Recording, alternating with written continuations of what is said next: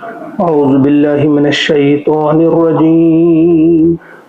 بسم الله الرحمن الرحيم. فآت ذا القربى حقه والمسكين وابن السبيل ذلك خير للذين يريدون وجه الله وأولئك هم المفلحون.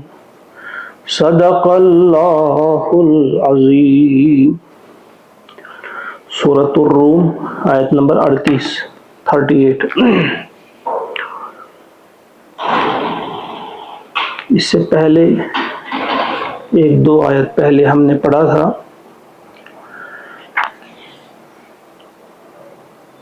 غیر مومن جو ہوتا ہے اس کا نظریہ، مشرکین کا، ملحدین کا، ان کا نظریہ یہ ہوتا ہے کہ جو مال ہم کماتے ہیں یہ ہم اپنی صلاحیت، اپنی محنت سے کماتے ہیں. ان کا نظریہ یہ نہیں ہوتا کہ یہ اللہ نے عطا کیا ہے. اس لیے جب انہیں بہت زیادہ ان کے پاس مال آتا ہے تو وہ اترانے لگتے ہیں، اور جب کبھی تنگی انہیں آتی ہے، غربت میں مبتلا ہوتے ہیں، افلاس میں مبتلا ہوتے ہیں، تو رونے لگتے ہیں. وہاں وہ صبر نہیں کر پاتے. پھر اللہ تعالیٰ نے مومنین کی مثال دی تھی، یا مومنوں کا نظریہ واضح کیا تھا کہ ان کا پورا یقین ہوتا ہے کہ اللہ ہی رزق میں فراخی عطا کرتا ہے، کشادگی عطا کرتا ہے جس کے لیے وہ چاہتا ہے، اور جس کے لیے چاہتا ہے اسے اس کے رزق کو تنگ کر دیتا ہے، یعنی اسی کے ہاتھ میں ہے. اس لیے جب اسے بہت کچھ ملتا ہے تو وہ شکر گزاری کا راستہ اختیار کرتا ہے. جب اسے تنگی نصیب آتی ہے تو اس وقت وہ صبر کرتا ہے. چونکہ مومن کی یہ مثال بیان کی اللہ تعالیٰ نے کہ وہ شکر کرتا ہے. اب یہاں شکر کے طریقے ہمیں بتائے ہیں اللہ تعالیٰ نے اس آیت میں. فرمایا فآتی، پس دو تم. خطاب تو نبی اکرم علیہ السلام سے، ان کی وساطت سے ہر مومن کے لیے.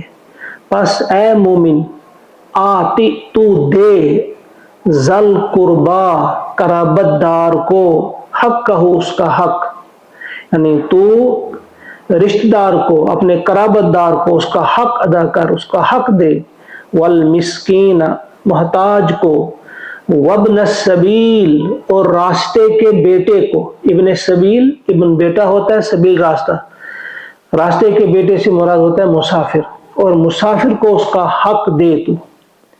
ذالک خیر، یہ بہتر ہے. للذین، ان لوگوں کے لیے جو یریدون، جو چاہتے ہیں، وجہ اللہ، اللہ کی رضا. وَأُولَئِكَ هُمُ الْمُفْلِحُونَ، اور یہی لوگ ہیں کامیاب، فلاح پانے والے. تو یہاں دیکھیے الفاظ جو استعمال کیے ہیں اللہ تبارک و تعالیٰ نے.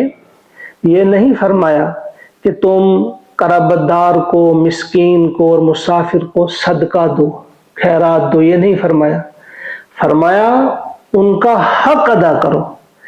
گویا اللہ تعالیٰ نے تمہارے مال میں جو بھی مالدار ہوگا، جو بھی دینے کے قابل ہوگا، جس کے پاس کچھ سرمایہ ہو، اس کے مال میں حق ہوتا ہے. ان کا قرابت دار کا حق ہوتا ہے، مسکین کا حق ہوتا ہے، مسافر کا حق ہوتا ہے.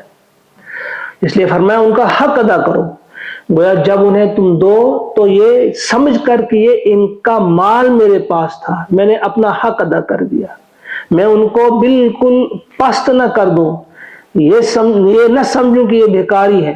ان کے ساتھ ایسا سلوک نہ کروں جیسے میں نے ان پر کوئی بہت بڑا احسان کیا ہے. نہیں، بلکہ یہ سمجھنا ہے کہ یہ حق تھا ان کا آپ کی طرف. زکوٰۃ کے بغیر بھی حق ہوتا ہے. اگلی آیت میں ہم زکوٰۃ کا ذکر پڑھیں گے. زکوٰۃ کے بغیر بھی حق ہوتا ہے انسان کے مال میں دوسروں کا. حضور علیہ السلام نے فرمایا ان فی المال حقا سوی الزکاۃ، زکوٰۃ کے علاوہ بھی مال میں حق ہے لوگوں کا، یعنی جو محتاج ہیں، مسکین ہیں. تو فرمایا تم حق ادا کرو، حق دو قرابت دار کا، مسکین کا اور مسافر کا. اور یہ بہتر ہے ان کے لیے جو چاہتے ہیں جو کیا چاہتے ہیں؟ یریدون وجہ اللہ، جو اللہ کی رضا چاہتے ہیں۔ وجہ چہرے کو کہتے ہیں، وجہ اللہ ہوتا ہے اللہ کا چہرہ۔ تو کچھ مفسرین نے اس سے مطلب لیا ہے جو اللہ کا دیدار چاہتے ہیں جنت میں، جو چاہتے ہیں کہ انہیں دیدار نصیب ہو جنت میں اللہ کا، ان کو لازماً یہ کام کرنا چاہیے کہ وہ قرابتدار کو، مسکین کو اور مسافر کو ان کا حق دیں۔ علامہ آلوسی علیہ الرحمہ نے لکھا ہے، امام ابو حنیفہ کا حوالہ دیا ہے کہ امام ابو حنیفہ نے فرمایا کہ اس آیت کی روح سے مالدار پر اپنے مخلوق الحال رشتہ دار کی ضرورت پورا کرنا فرض ہے۔ اس آیت کی روح سے انہوں نے کہا فرض ہے اس پر، یعنی اگر اس کا کوئی رشتہ دار ہے اور وہ ضرورت مند ہے کسی بھی اعتبار سے، تو یہ فرض ہے اس پر کہ اس کو ادا کرنا ہوگا، ورنہ اس سے اس کے بابت سوال ہوگا، اللہ تعالیٰ اس سے پوچھیں گے کہ تم نے یہ فرض ادا کیوں نہیں کیا۔ یہ امام ابو حنیفہ کا فتویٰ ہے اور اس کا ذکر کیا علامہ آلوسی نے۔ وَأُولَٰئِكَ هُمُ الْمُفْلِحُونَ، اور یہی لوگ ہیں جو فلاح پانے والے ہیں، انہی کو فلاح ملے گی، کامیاب لوگ یہی ہیں۔ اب اگلی آیت میں وَمَا آتَيْتُمْ، اور جو کچھ تم دو، من ربن، سود میں سے، لیربوا، تاکہ وہ بڑھے، فی اموال الناس، لوگوں کے مال میں۔ اب مال کا ہی تذکرہ چلا کہ تم دو گے، انسان کے پاس جو بھی ہے، اس کے پاس جو بھی ہے اپنی ضرورت سے زیادہ جب ہوگا تو اللہ کا حکم ہے یہ دیا کرو، اس میں حق ہے آپ کے فلاں فلاں فلاں کا، ان کا حق ادا کیا کرو۔ لوگ کیا کرتے ہیں کہ لوگ دیتے ہیں مال کسی کے پاس اور سود پر دیتے ہیں۔ فرمایا کہ جو کچھ تم دیتے ہو سود پر، یعنی اس لیے کسی کو تم نے مال دیا تاکہ اس کے پاس رہ کر وہ بڑھے۔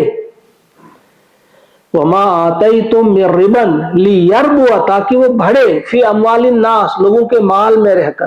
تم نے کسی کو دیا 1 سال کے لیے یا 2 سال کے لیے، وہ آپ کو واپس دیں گے وہاں پر اتنے % یا کتنا زیادہ دیں گے، وہ تمہارا یہ خیال ہوتا ہے کہ یہ بڑھے گا وہاں پہ۔ فَلَا يَرْبُو عِندَ اللَّهِ، اللہ کے ہاں وہ بڑھتا نہیں، اللہ کے ہاں وہ بڑھتا نہیں۔ اس کے برعکس وما آتیتم من زکاہ، جو تم دیتے ہو زکوٰۃ۔ زکوٰۃ مفسرین نے لکھا ہے یہ زکوٰۃ وہ اصطلاحی معنی میں زکوٰۃ نہیں جو زکوٰۃ ہم نکالتے ہیں، یہاں زکوٰۃ سے مراد ہے جو بھی تم اللہ کی راہ میں دیتے ہو مال، زکوٰۃ کے علاوہ بھی۔ وما آتیتم من زکاہ تریدون، اور اس لیے دیتے ہو تریدون، تم چاہتے ہو وجہ اللہ، اللہ کی رضا۔ فَأُولَٰئِكَ هُمُ الْمُضْعِفُونَ، تو وہی لوگ ہیں جو اضافہ کرنے والے ہیں اپنے مال میں، مضعفون، انہی کے مال میں گویا بڑھوتری ہوتی ہے جو مال اللہ کی راہ میں خرچ کرتے ہیں۔ تو بڑھوتری کس انداز سے ہوتی ہے؟ اللہ کے ہاں تو ہوگی ہی، لیکن یہاں بھی ہوتی ہے، اس دنیا میں بھی بڑھا چڑھا کر اسے واپس دیا جاتا ہے، دنیا میں بھی اور آخرت میں بھی ہوگا۔ تو یہاں اس کو ٹھیک طرح سے سمجھنا ہے کہ یہ ہماری نگاہ جو ہے دھوکہ کھا جاتی ہے، ہم سمجھتے ہیں ہم نے کہیں پیسہ کسی کو سود پر دیا اب یہ بڑھ جائے گا وہاں سے، نہیں، اس میں کوئی برکت نہیں رہتی۔ بظاہر 10 کے اگر ہمیں 20 بھی وہاں سے ملیں، لیکن پتہ نہیں کہاں سے کیا ہو جاتا ہے کہ ان 20 کی برکت چلی جاتی ہے اور ہم دیکھتے ہیں کہ پھر مفلسی آتی ہے، یہ انسان کو مفلسی میں مبتلا کر دیتی ہے۔ لہذا یہ مال کی محبت، حرص، یہ انتہائی خطرناک چیز ہے۔ فرمایا کہ وہ اللہ کے ہاں نہیں بڑھتا ہے، تمہیں دکھتا ہے یہ بڑھ رہا ہے۔ ایک اور جگہ فرمایا اللہ تعالیٰ نے یمحق اللہ الربا ویربی الصدقات، اللہ تعالیٰ سود کا مٹھ مار دیتا ہے، یعنی اس کو ضائع کر دیتا ہے، تباہ کر دیتا ہے، اور یربی الصدقات، اور جو صدقات تم دیتے ہو ان کو بڑھاتا ہے، ان میں افزائش ہوتی ہے، ان میں بڑھوتری ہوتی ہے۔ وما آتیتم من زکاہ، اور تم جو زکوٰۃ دیتے ہو یا جو تم صدقات دیتے ہو، جو تم اللہ کی راہ میں خرچ کرتے ہو، مگر اس لیے خرچ تو کرتے ہیں اور لوگ بھی، مومنین کے علاوہ بھی خرچ کرتے ہیں غریبوں پہ یا کسی اور پہ، لیکن ان کے اور مومن کے خرچ کرنے میں یہ فرق ہے کہ مومن جب خرچ کرتا ہے تریدون وجہ اللہ، تو اس کے ذہن میں یہ ہوتا ہے کہ میں نے یہ اللہ کے لیے دینا ہے، کسی اور کو دکھلاوے کے لیے نہیں، ریاکاری کے لیے نہیں، اس لیے نہیں کہ میری تعریف ہوگی، بڑا سخی ہے، نہیں، بلکہ اللہ کی رضا کے لیے دیتا ہے۔ تو فرمایا وہ لوگ ہیں فَأُولَٰئِکَ هُمُ الْمُضْعِفُونَ، انہی کے مال میں اضافہ ہوتا ہے، یہی دو چند کرنے والے ہیں، یہی اضافہ کرنے والے ہیں اپنے مال میں۔ اللہ الذی خلقکم، اللہ ہے، اللہ ہی ہے جس نے خلقکم تمہیں پیدا کیا، ثم رزقکم اور پھر اس نے تمہیں رزق دیا۔ یعنی اللہ نے جب پیدا کیا تو پیدا کرنے کے بعد تمہیں یوں ہی در بدر لوگوں کے دروازوں پر بھیک مانگنے کے لیے نہیں چھوڑا۔ تمہیں جب پیدا کیا تمہیں اس لیے نہیں پیدا کیا کہ تم لوگوں سے پھر رزق مانگتے پھرو، نہیں، وہی رزق بھی دیتا ہے۔ اللہ ہی نے تمہیں پیدا کیا، پھر اسی نے تمہیں رزق دیا، ثم یمیتکم، پھر وہ تمہیں موت دے گا۔ یعنی اللہ نے ہی پیدا کیا ہے، جس نے تمہیں زندگی عطا کی وہی موت بھی دے سکتا ہے، کوئی اور موت نہیں دے گا، وہ تمہیں موت دے گا، وہی اللہ ہی تمہیں موت دے گا، ثم یحییکم، پھر وہی تمہیں زندہ کرے گا۔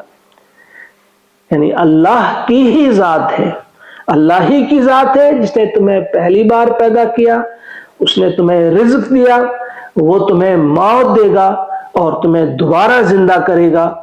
حل من شرکائکم، کیا تمہارے شرکا میں سے ہے کوئی من یفعل جو کرتا ہے من ذالکم ان کاموں میں سے من شیء کچھ بھی، یہ جو کام اللہ نے گنائے کہ اللہ تعالیٰ یہ کرتا ہے، کیا جنہیں تم اللہ کا شریک ٹھہراتے ہو ان میں کوئی ایسا ہے جو یہ کام کرتا ہو، جو پیدا کرتا ہو، رزق دیتا ہو، موت دیتا ہو اور مارنے کے بعد دوبارہ زندہ کرتا ہو؟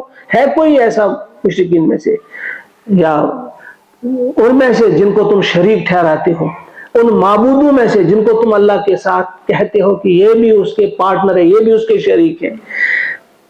ایسا تو ہے نہیں۔ سب کا جواب یقیناً یہی ہوگا۔ تو پھر اللہ تعالیٰ فرماتے ہیں سبحانہ، پاک ہے وہ، یعنی اللہ پاک ہے۔ اب تک تو ان سے ڈائریکٹ خطاب تھا، اب ان سے منہ پھیر کر اللہ تعالیٰ نے بات کی، یعنی ان سے اب بات نہیں ہو رہی کہ اللہ سبحان ہے، وہ پاک ہے، ہر کمزوری سے پاک ہے، وَتَعَالَى اور برتر ہے وہ، اما یشرکون ان سے جن کو وہ اس کا شریک ٹھہراتے ہیں، ان سے وہ بہت بلند ہے، کوئی سوچ بھی نہیں سکتا کہ اس کی برابری کوئی کر سکے۔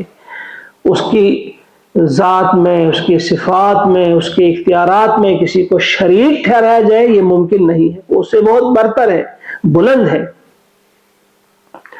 تو یہاں اس معاملے میں کبھی کبھی ہم قرآن پاک ہم اس لیے پڑھتے ہیں یا سمجھتے ہیں، یہ قرآنی مزاج ہمارے اندر آ جانا چاہیے، یعنی بار بار ٹٹولنا چاہیے ہمیں، کیا واقعی ہم مانتے ہیں کہ اللہ ہی موت دے سکتا ہے، کوئی اور نہیں دے سکتا؟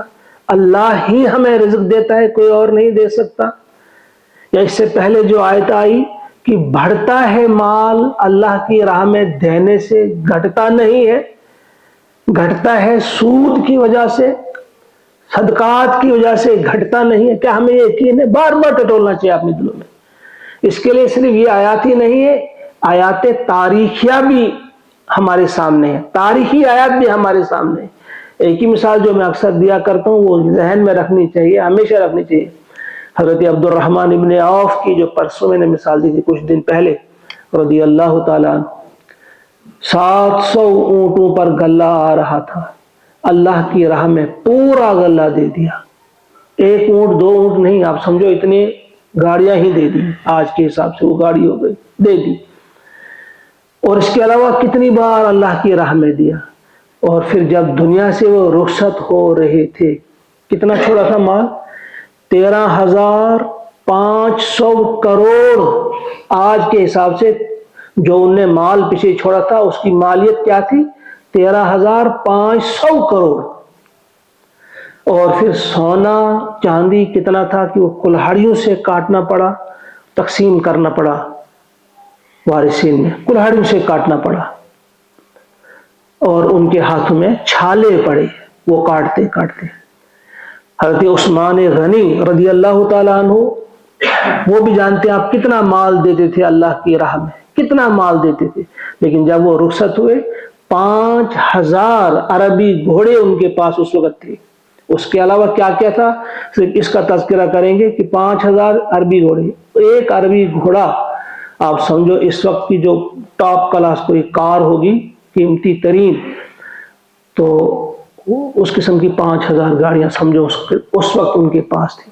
تو جو دیتا ہے یہ ہمارے سامنے موجود ہے، آیا ہے، تو فرمایا جا رہا ہے کہ یہ بڑھتا ہے دینے سے اللہ کی راہ میں اور سود سے گھٹتا ہے، اسی طرح سے زندگی دیتا ہے وہی، یعنی ہمارا مزاج بھی بننا چاہیے قرآنی مزاج، ہمارا اٹھنا، ہمارا بیٹھنا، ہماری سوچ کچھ تبدیلی تو آنی چاہیے، ہماری نگاہوں میں تبدیلی آنی چاہیے، ہماری زبان میں تبدیلی آنی چاہیے، ہماری سوچ میں تبدیلی آنی چاہیے۔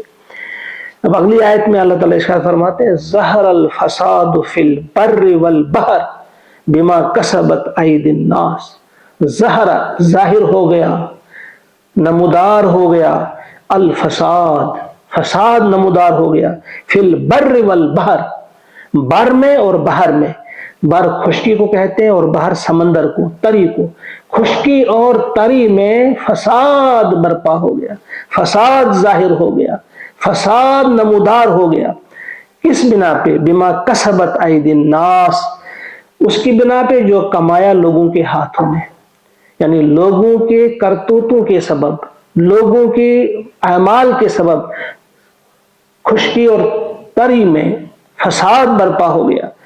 کیوں؟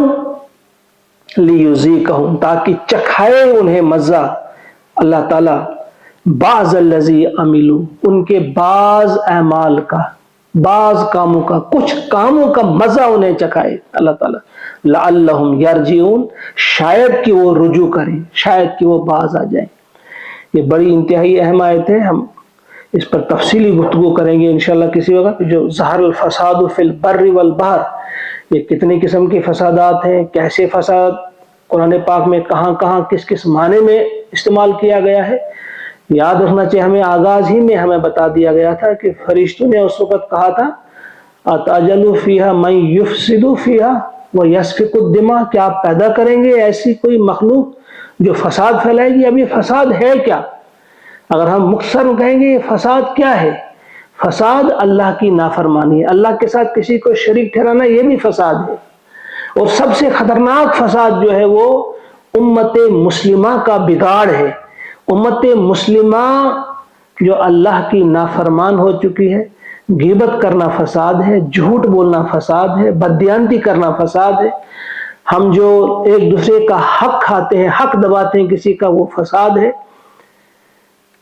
ہم جو بد اہلی کرتے ہیں وہ بھی فساد ہے، کسی کا خون بہانا وہ تو ہے فساد، کسی کو گالی دینا وہ تو ہے فساد۔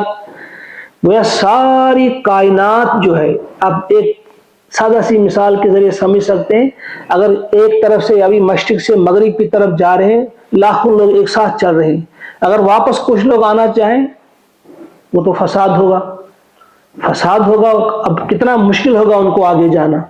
یہی سمجھیے آپ کی ساری کائنات جو اللہ کی فرما بردار ہے، یہ زمین، یہ آسمان، یہ ستارے، یہ چاند، یہ سورج، سب یہ فرشتے، یہ سب اللہ کے فرما بردار ہیں۔ اب کوئی اور انسانوں میں سے بھی بہت سارے انسان فرما بردار ہیں، اب کچھ انسان نافرمانی کریں گے، فساد ہوگا۔ وہ اللہ کی بتائی ہوئی، اللہ کی فرمائی ہوئی ہدایت کو پس پش ڈالنا، یہ بھی فساد ہے۔ اب ہم نے خود ہی اپنے گریبان میں جھانکنا ہے، خود ہی، کہ ہم فرشتوں کے کہے کو سچ ثابت کروا رہے ہیں کہ ہم اللہ کے اس جواب کو مان رہے ہیں، ہم اللہ کے بن رہے ہیں یا ابلیس کے چیلے بن رہے ہیں، فسادی بن رہے ہیں۔ تو فساد برپا ہو گیا ہے خشکی اور تری میں، کس بنا پہ؟ کہ اب لوگوں کی اپنی کمائی کے سبب، لوگوں کی اپنے کرتوتوں کے سبب، تاکہ مزہ چکھائے انہیں بعض کاموں کا جو انہیں کیے ہیں۔ کیوں؟ لعلہم یرجعون، یعنی مزہ چکھانے سے یہاں مراد کیا ہے کہ چھوٹے چھوٹے عذاب، جس طرح ایک اور جگہ فرمایا وَلَنُذِيقَنَّهُم من العذاب الادنى دون العذاب الاکبر، لعلہم یرجعون، کہ ہم انہیں مزہ چکھاتے رہیں گے چھوٹی چھوٹی تکلیفوں میں مبتلا کر کے، چھوٹے چھوٹے عذاب انہیں دیا کریں گے ہم اس بڑے عذاب سے پہلے، شاید کہ یہ لوٹ آئیں۔ وہاں بھی کہا گیا تو یہ جو کبھی کبھی انسان پر کوئی بھی قسم کی پریشانی آتی ہے وہ سمجھ لینا چاہیے اس وقت کہ اللہ تعالیٰ کی طرف سے یہ گوشمالی ہے، ہمارا کان پکڑا جا رہا ہے۔ اس طرح استاد اپنے شاگرد کا کبھی کان کھینچتا ہے کہ بھائی درستی کرو، ٹھیک کرو، غلط مت چلو، تو یہ اللہ تعالیٰ کی طرف سے ہوتی ہے سرزنش۔ لعلہم یرجعون قل سیروا فی الارض، کہہ دیجئے آپ اے نبی صلی اللہ علیہ وسلم، آپ کہہ دیجئے سیروا فی الارض، گھومو ذرا، چلو پھرو ذرا زمین میں، فانظروا، اور دیکھو، کیف کان عاقبۃ الذین من قبل، کیا انجام ہوا ان لوگوں کا جو پہلے گزرے ہیں، یعنی پہلے لوگ جو گزرے ہیں ان کو دیکھنے کے لیے، ان کھنڈرات کو دیکھنے کے لیے، ان نشانیوں کو دیکھنے کے لیے چلو پھرو اس زمین میں، دیکھو ان کے ساتھ کیا کیا اللہ تعالیٰ نے۔ اور پھر فرمایا اس کی اصل وجہ کیا تھی، کانا اکثرہم مشرکین، اکثر ان میں شرک کرنے والے تھے۔ گویا بڑی خطرناک چیز ہے یہ اللہ تعالیٰ کے ساتھ کسی اور کو شریک ٹھہرانا۔ اصل وجہ جو عذاب کی بنی ہے اکثر یہی وجہ شرک بنا ہے۔ اللہ تعالیٰ ہمیں محفوظ رکھے، ہم سب کو توفیق عطا فرمائے کہ ہم سمجھیں ان آیات کو اور ان آیات کے مطابق ہم اپنی زندگیوں کو سنواریں۔ اللہم اجعل القرآن ربیع قلوبنا ونور ابصارنا وشفاء صدورنا وذہاب حمومنا وغمومنا ربنا تقبل منا انک انت السمیع العلیم، آمین۔ السلام علیکم۔